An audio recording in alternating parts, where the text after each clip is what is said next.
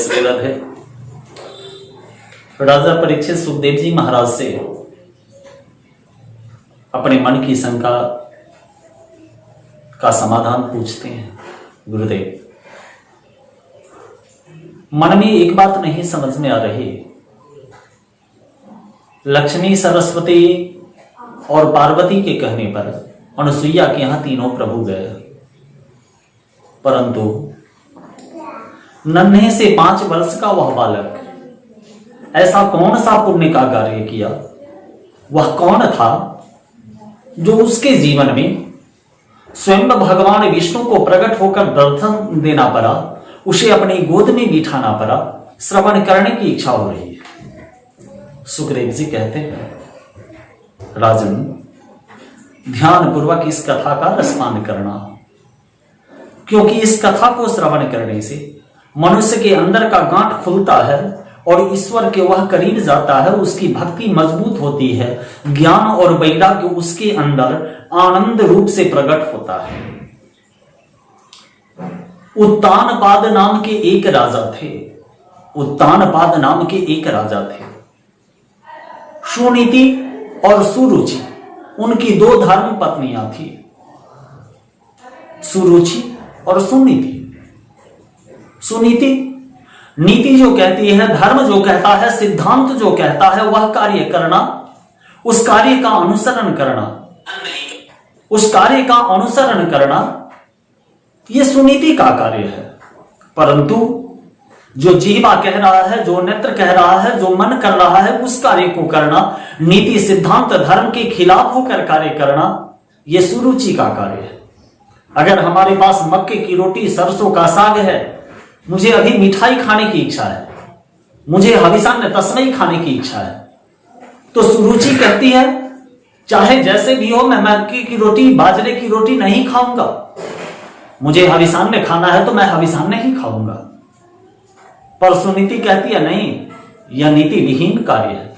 ईश्वर ने जो मुझे दिया है वही कार्य करना है, यह कार्य मुझे नहीं करना है। सुरुचि के एक संतान और सुनीति के एक संतान। राजा उत्तानपाद बहुत अच्छे राजा थे। उत्तानपाद का तात्पर्य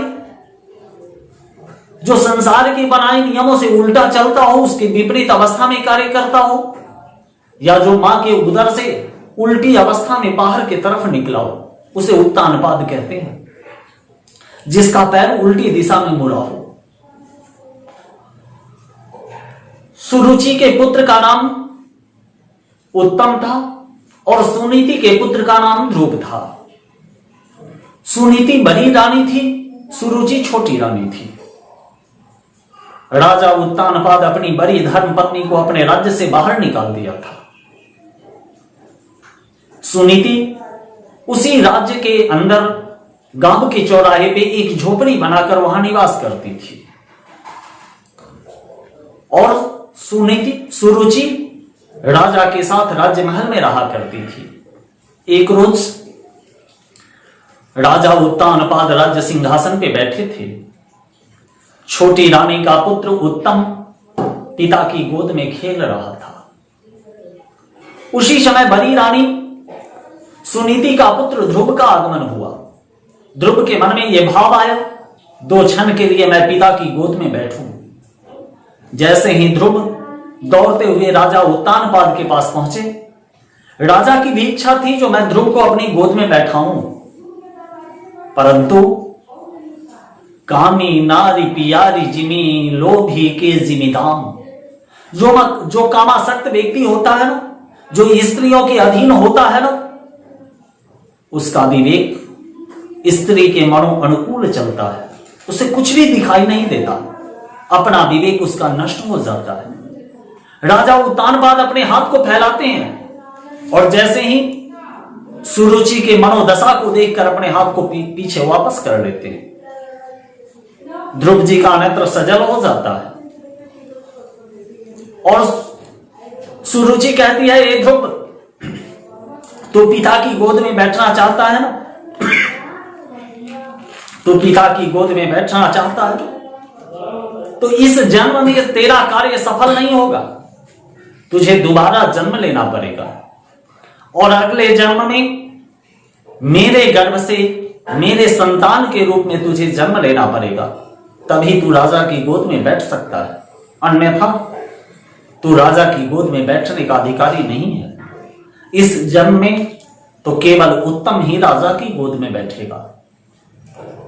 इतना सुनकर ध्रुव जी का नेत्र सजल हो गया। वहां से लौटकर अपनी मां के पास सुनीति के पास आए। सुनीति से पूछा, मां मेरे पिताजी कौन है? यहां तू क्यों रहती है?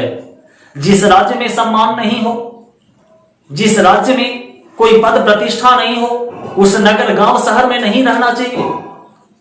जहां पाखंडियों का साम्राज्य हो, जहां पापियों का बोलबाला हो, जहां धार्मिक लोगों को प्रताड़ित किया जा रहा हो, जहां सत्य की कोई मर्यादा नहीं हो, वहां पे निवास नहीं करना चाहिए। सुनीति कहती है, बेटा तू नहीं जानता स्त्रियों की कैसी मनोदशा हमारी संस्कृति में। स्त्रियों के अस्तित्व को समाप्त कर दिया गया है हमारी सभ्यता संस्कृति में। एक बार जिस कन्या का विवाह होकर उसकी डोली ससुराल आ जाती है, वापस विदा सिर्फ अर्थी ही होती है, अन्यथा स्वर्ग नरक बैकुंठ सब कुछ कन्या का उसके ससुराल में ही होता है। मैं नहीं जा सकता, राजा उत्तानपाद ही तेरे पिता हैं। तू क्यों चिंता करता है, क्यों पश्चाताप करता है ध्रुव? पूरे संसार के जो जगत के पिता है ना, मैं जानता हूं वे तुझे अपनी गोद में बैठाएंगे। इतना सुनने के पश्चात ध्रुव जी पूछते हैं, मां पूरे संसार के पिता कहां मिलेंगे, कैसे मिलेंगे और कैसे प्रसन्न होकर मुझे अपनी गोद में बिठाएंगे?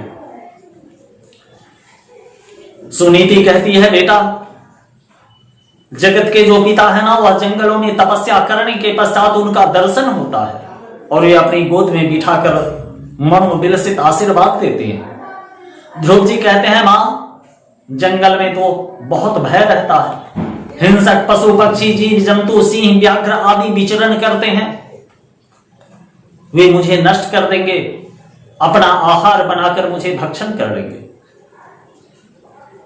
सुनीति कहती है, बेटा वह संसार का पिता बड़ा दयालु है, जो एक बार सच्चे भाव से उनके नामों का गुणगान करता है, 2 घंटे तक परमात्मा उसकी रक्षा करते हैं।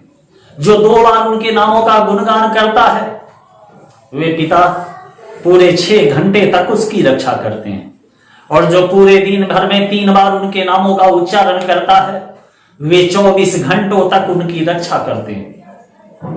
उसके जैसा दयालु कोई और नहीं है। मेरे बंधुओं, इसी भागवत के अंदर वह वर्णन आता है जो पूरे दिन भर में 3 बार गोविंद के नामों का उच्चारण करता है, 24 घंटे परमात्मा उसकी रक्षा करते हैं। परंतु कलयुग में जैसे लोग नामों का उच्चारण करते हैं, वैसे नामों का उच्चारण नहीं करना। अपनी आत्मा को परमात्मा में विलय करके उनके नामों का गुणगान करना है। हम लोग वैसा नहीं करते हैं। प्रत्येक कार्य में हम लोग दिखावा, आडंबर, प्रपंचों को जगह देते हैं। स्नान करे या नहीं करे, टीका बहुत लंबा कर लेते हैं।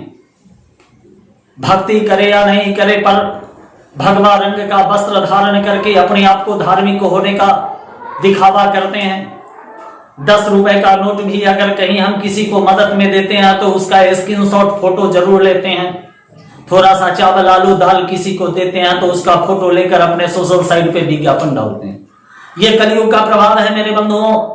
दान का, धर्म का, अपने धन का कभी प्रदर्शन नहीं करना चाहिए, क्योंकि जो तुम कार्य कर रहे हो ना, पूरे संसार को तू ठग सकते हो मेरे बंधुओं। उस गोविंद को कैसे ठगोगे? क्योंकि तेरे जैसे लाखों हजारों प्राणी को इस संसार में पहले वे भेज करके उसे नष्ट कर चुके हैं, गोविंदाय नमो नमः कर चुके हैं। मेरे बंधुओं, ध्रुव जी महाराज को सुनीति समझा रही है, तुम उसके नामों का उच्चारण करोगे तो हर पल तेरी वह रक्षा करेगा। इतना सुनकर ध्रुव जी महाराज कहते हैं, मां मैं बहुत शीघ्र जगत के पिता की गोद में बैठना चाहता हूं। सुनीति कहती है, बेटा तू चाहता है ना संसार का पिता तुझे दर्शन दे, तुझे अपनी गोद में बैठाए, तो तू जा, अपनी छोटी मां को पैर छूकर साष्टांग प्रणाम कर और अपने पिता को पैर छूकर आशीर्वाद ले। माता के कहने पे ध्रुव जी महाराज जब राज्य महल पहुंचे, राजा उत्तानपाद को प्रणाम किया और अपनी छोटी मां सुरुचि को प्रणाम किया। तो सुरुचि सोचती है कितना भोला बच्चा है, अभी मैंने इसे अपमानित किया और पुनः मेरे पास आ गया, मुझे प्रणाम कर रहा है। सुरुचि पूछती है क्या है ध्रुव? ध्रुव जी कहते हैं मां, मेरी मां कहती है संसार का पिता जंगल में तपस्या करने के पश्चात दर्शन देता है, अपनी गोद में बिठाता है, मैं उसके पास जा रहा हूं। सुरुचि सोचती है ध्रुव अभी जंगल में जाने लायक नहीं है, मां के आंचल में खेलने की अवस्था है। दूसरे क्षण वह सोचती है अगर ये घर में रहेगा, मैं इसे रोक लूं तो राज्य दो भागों में बटेगा, आधा उत्तम को मिलेगा, आधा ध्रुव को मिलेगा। अगर ये जंगल में चला जाएगा, भक्ति करेगा, मंत्र जप करेगा, तब तो साधु सन्यासी बनेगा, राज्य धन संपदा से इसे कोई मतलब नहीं होगा, फिर संपूर्ण राज्य हमारे संतान उत्तम का होगा। अच्छा है ये जंगल जा रहा है, अच्छी बात है। सुरुचि ध्रुव जी महाराज को आशीर्वाद देती है, बेटा तू जंगल में जा, संसार का पिता तुझे अवश्य मिलेगा, अपनी गोद में बैठाएगा। ध्रुव जी महाराज वहां से अपनी मां के पास आते हैं, अपने मां के पैर को छूकर वे प्रणाम करते हैं, मां का आशीर्वाद अपने सर पे धारण करते हैं ध्रुव जी महाराज। मेरे बंधुओं, भक्ति किसी की भी की जा सकती है, ऐसा नहीं जो कृष्ण की ही भक्ति करना है, राम की ही भक्ति करना है, गणेश की ही करना है, दुर्गा की ही करना है, किसी की भी की जा सकती है। अपने माता पिता की भी भक्ति कर सकते हैं, अपने गुरु की भी भक्ति कर सकते हैं। भले ही मूर्ति कुछ और हो, प्रतिमा कुछ और हो, चित्र कुछ और हो, सब जगह परमात्मा तो एक है।